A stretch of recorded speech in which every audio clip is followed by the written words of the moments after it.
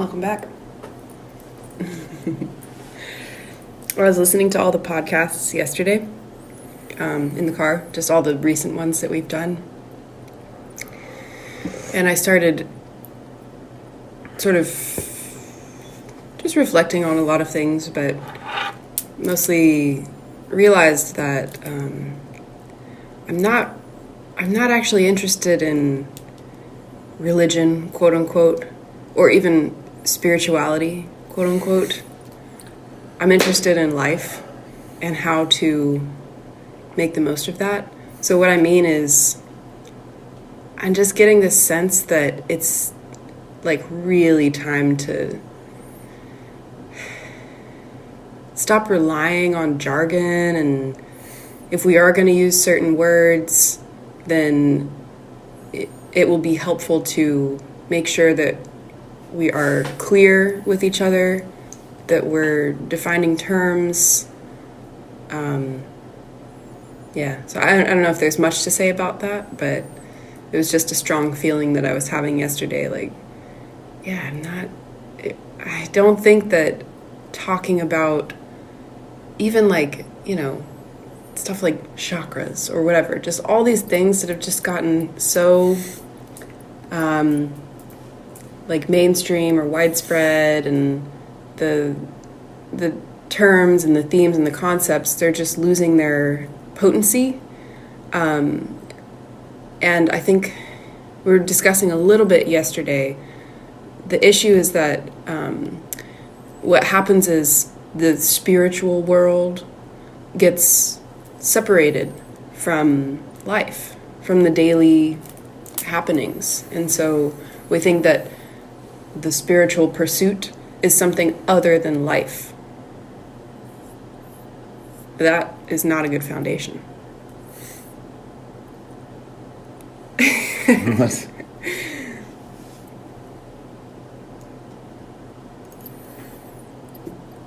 Yeah. I mean, you made a comment a second ago that you're not sure if there's a lot to talk about in that, but that you basically just said everything. Also, there's everything, meaning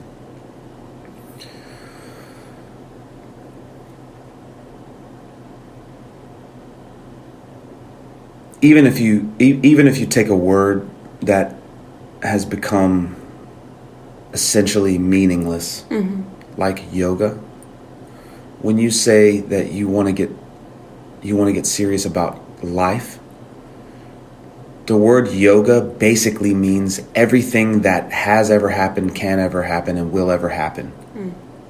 That's basically what it means. And not only that, but that all those things, everything that has ever happened, is happening, and will ever happen, and the causes and effects and all of that,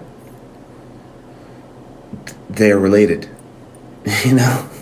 Whoa. So when you say you want to get serious about life, like the word yoga it just means life, right? The word dharma in a Buddhist context, it means the same thing. It's like what's happening. What everything that has ever happened, is happening, will ever happen, the cause and effect and relationship. The shared identity of those things. So dharma just means life. And God is another word that means nothing. But for sincere practitioners, a sincere practitioner who has God in their lexicon, to that person, God means everything that has ever happened, is happening, will happen, the cause and effect and relationship, and one's own shared identity with the shared identity of all phenomena. So that's that's indicative of some opening, some sensitivity, it might not feel to you like a high degree of insight, but that is essentially moving closer to the thing, right? Yeah, I just feel like up till now, whether it's me using those words to try to think about something or talk about it, or whether it's in conversation with someone else, I'm just starting to feel like it just gets in the way of being real with each other and of actually being on the same page. Yeah. Yeah. Sure. I mean, if you look at anything that I just mentioned, yoga, dharma, I mean, even, and anyone who has dug even a little bit into the trajectory of Christianity will run into, like Rosicrucian, Masonic, other mystical Christian origins and traditions, right? Mm-hmm. Each of those, yoga, dharma, God, in each of those systems, what they're trying to do is maximize physical expression, maximize emotional expression, maximize creative expression, maximize mental expression, maximize devotion to that ideal, either the yoga experience of yoga or the experience of communion with one's meditational deity in Buddhism, or the communion with God, right? And devotion to the transcendent ideal, and devotion to one's fellow beings, right? And then so from that point of view, yes, like if anybody's really practicing, like for real, we've been talking about serious students and serious practitioners. Yeah. That's what it is. It's like, right. I mean, and that's why we set up the 2,000-hour program in such basic terms. Mm-hmm.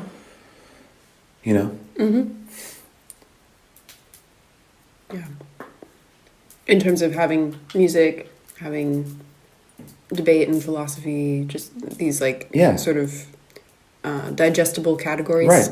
There's a category called fitness. Get fit. Nutrition, part of getting fit. Being able to work a job. And don't get me wrong, I do not, I feel 100%, I feel as strong as one can feel. No one should work a full-time job until you've done an education like this one. Why not? I, the yogi, have practiced just so, okay, so. I'm saying something will happen.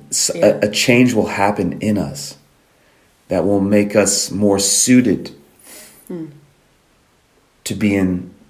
We'll be more interested in being around other people. We'll be more interested in committing more of our time to something. It's just, anyway. But anyway, there's a reason why legit yoga or dharma or Christian lines, and I'm just mentioning those, but Sufism also. There's a reason why the practice is laid out to address those things.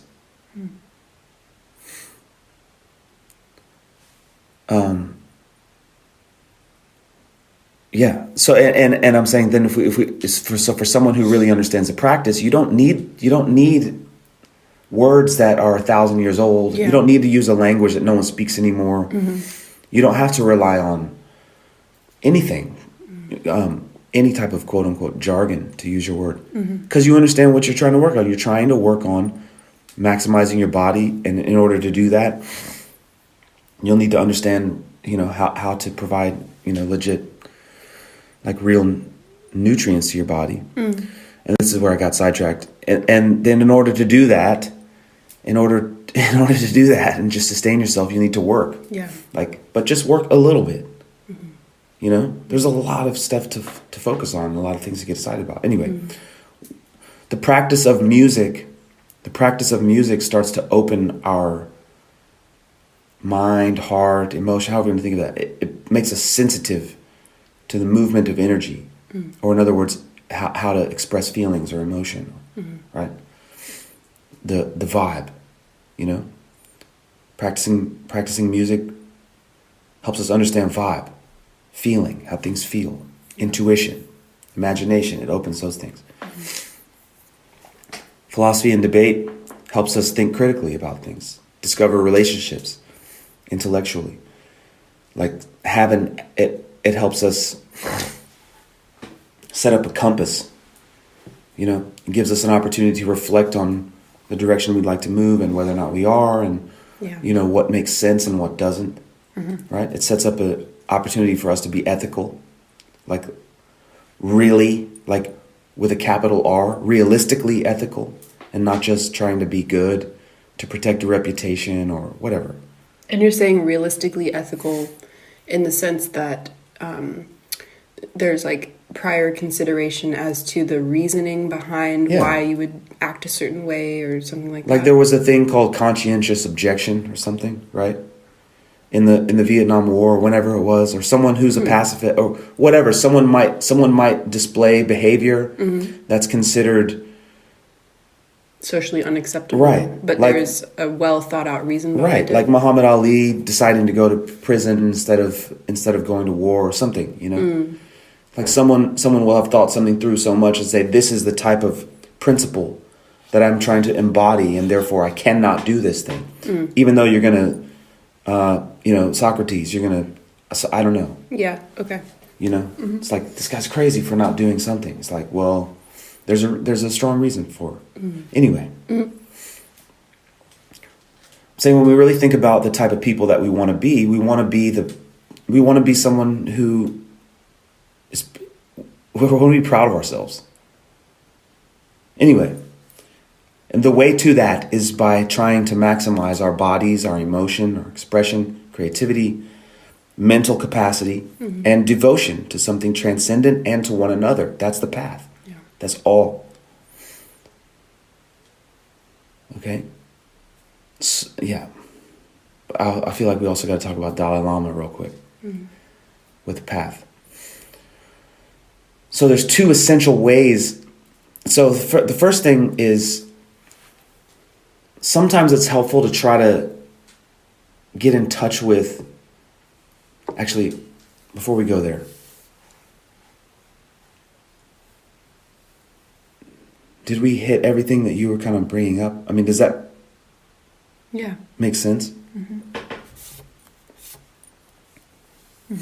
Yeah, I mean, it's like when you really remove all of the terms and all of the fluffy stuff that's been built up over time to describe aspects of the path, when you really pare it down and like, strip away all of the floweriness, like you said, it's so simple. It's like so starkly simple that it really feels more like a gauntlet. There's nothing to distract you and, nothing to get caught up on. It's like, it's just so obvious and so clear.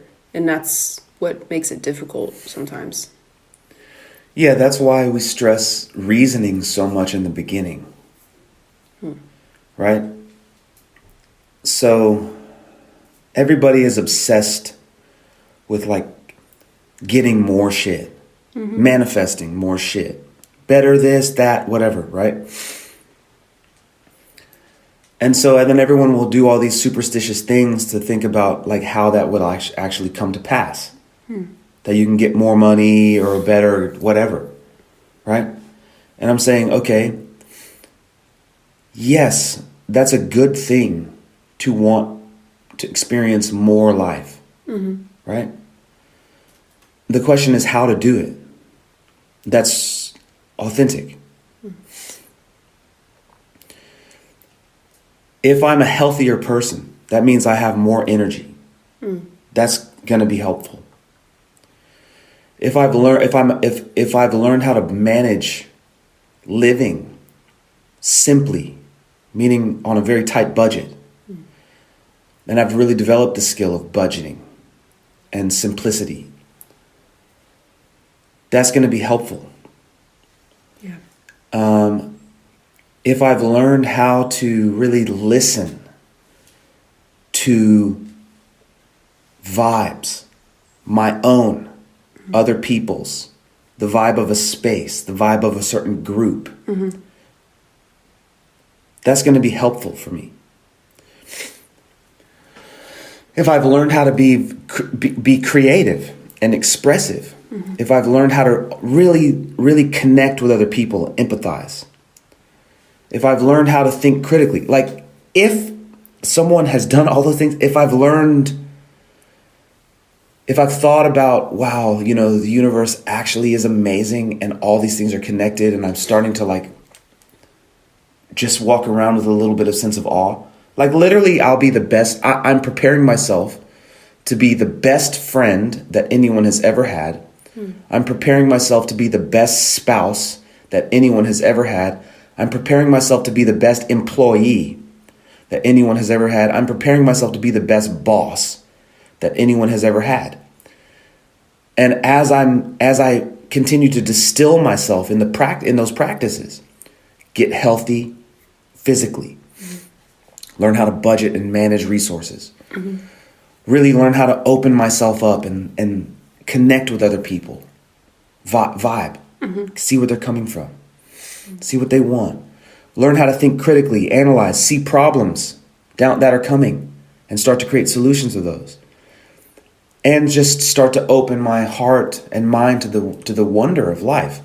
Like as I'm doing that, opportunities for friendship, for relationships, for a job, they're just going to come from all over the damn place. That's the way to manifest. The way to manifest is to turn ourselves into the type of person that other people want in their business, in their home. You dig what I'm saying? There's no trick to that. No. There's no way to go around it or whatever. You're creating something that actually is sustainable and lasting. Yeah. So, anyway. Well, I did remember there was one other thing I was saying to you in the car yesterday that it's kind of along this line, that while I was listening to the podcasts, I was just trying to, just maybe distill some inspiration for another topic. And at the time, all I could think of was just, I was reminding myself that I don't feel like I'm really practicing in the way that I want to or something like that. I haven't figured out how to either arrange my time or, like we were talking on previous podcasts, to gather the momentum of getting a rhythm of practice, like daily. And I'm always kind of trying to figure out, why is something happening this way or whatever. And yesterday in the car we were saying how it's almost like I perceive that practicing is almost like a selfish thing, like it's for me or, whatever. Whereas with the other work, quote unquote, that I have to do in the world, like graphic design or whatever, it seems to be for someone else. And so I prioritize those things which I feel, I'm responsible to deliver something to someone else versus, practice that feels like it's just for me. And, we got into that a little bit more deeply because I think there's more to it. But on the surface, that's what it seemed like to me, that, practicing is selfish and I just couldn't really justify it somehow. I don't know. Yeah, but I hear what you're saying, but I think we've set it up also where it's really clear. Let's just let's just say that it is correct to prioritize what you need to do for others. Let's just say that without having to go kind of where we were going yesterday. Sure. Yeah. You have a job. You need to do it. Let's say. The question is how to do it as well as you can do it. Would your performance increase if you were to take 30 minutes and move your body around and breathe or do something, go to walk in the woods? Yeah. Right? So even if it is correct to always prioritize what you need to do for other people above yourself, even if that is 100% true, the way that you're going to do that effectively and sustainably is if you take time for yourself first. The issue is that, yes, if I took time for myself, the quality of my performance would increase. And I know that because of experience. But I feel that often the emphasis is not on quality in terms of what other people want from me. They just want things done, generally. Right. So then that's an opportunity for you to show them two different things. What do you mean? Every time we interact with other people, it's an opportunity to show them something, right? Like this is one of the things that becomes clear. Again, the more that we've practiced listening to vibes. Okay. So there's a certain vibe at play. And every time we speak or around other people, it's an opportunity for us to comment on the vibe. We can do that explicitly, or we can do it like kind of like jokingly, passive aggressively. We could do it depending on how close we are to other people. We can address it honestly. And then it's a point. It's like, hey, like, what do you actually want right now? Yeah. And then you say like, hey, in order for me to do this level for you, I need this. And then maybe they're like, oh, actually, yeah, that's true. And also for me, I need that too. You understand?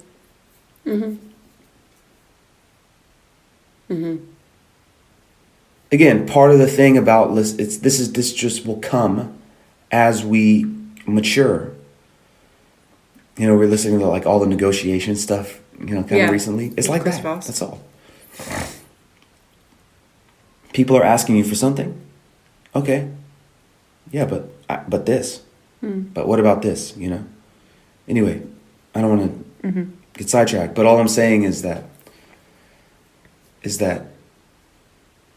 with respect to performing tasks for other people. Yeah.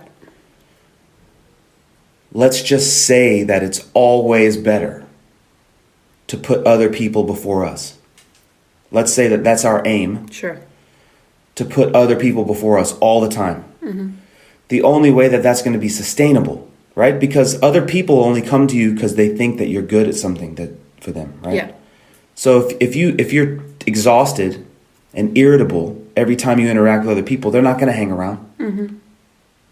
So if the goal of life is to give everything to others all the time, the only way that that's going to be sustainable is if you give time to yourself first. And you're prepared for the interaction. You're prepared to be honest or pleasant or energized or whatever is required. Right? Yeah. Because people are only hiring you because they're not hiring you because of your technical skill only. They're hiring you because of your personality. They like working with you. I think it also is a constant, constantly gauging where the sort of balance point is, in the sense of like I think anyone who wants to do their best, they want to push themselves, you know, Mhm. as much as possible, as much as is reasonable. So, at least for me, I'm trying to constantly gauge, you know, how much energy do I have to spend, or like, you know, how much more can I push, or, you know, when do I need to rest, or whatever. Yeah, that's good. It's just hard. You don't always get it right. Yeah, it's just it's an ongoing experiment. That's good. Mm-hmm. Yeah. Do you want to get to the Dalai Lama? Oh, maybe. I just want to say this one more time because I think it's important that, you know, what we want is to be invited to play by other people. Mm-hmm. That's actually what we want. When we say we want to manifest this or that, what we really want is other people to ask us, to invite us to things. Mm. Right? I mean, when we think about it, what we want is to be so bright that other people recognize that and ask us to hang out, basically. That's what we want. Mm-hmm. And we don't just want it one time to happen one time. We want that to be every moment, you know, every day like that. Yeah. And so I'm saying the only way that that's going to happen, there is a way, is what I'm saying, essentially. Also, where we started, yoga, dharma, God, whatever. Mm. There is a way to ensure that that happens. Mm.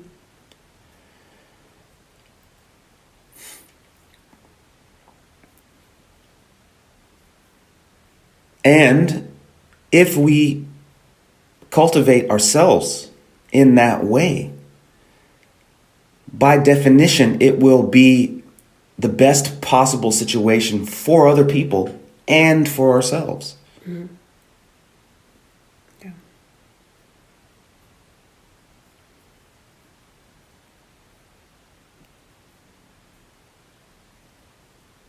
Yeah, we'll do Dalai Lama tomorrow.